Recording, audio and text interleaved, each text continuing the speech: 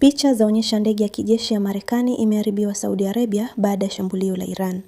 Picha zinazosambaa mtandaoni zinaonekana kuonyesha ndege ya kijeshi ya Marekani aina ya E-3 Sentry ikiwa imeharibika vibaya katika kambi ya anga ya Prince Sultan Air Base. Kwa mujibu wa uchambuzi wa picha, eneo la mabaki ya ndege hiyo limethibitishwa kuwa ni sehemu ile ile ambapo ndege hiyo ilionekana mapema mwezi huu, jambo linaloimarisha madai kuwa iliharibiwa katika shambulio la Iran. Ripoti zinaonyesha kuwa shambulio hilo lilihusisha makombora na ndege zisizo na rubani na kusababisha uharibifu mkubwa kwa ndege hiyo muhimu ya upelelezi wa anga.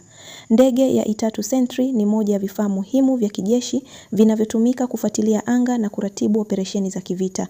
Hivyo uharibifu wake unachukuliwa kama pigo kubwa kwa uwezo wa kijeshi wa Marekani katika eneo hilo. Tukio hili linaongeza hofu ya kuongezeka kwa vita katika Mashariki ya Kati, huku mashambulizi yakilenga moja kwa moja miundombinu ya kijeshi yenye thamani kubwa.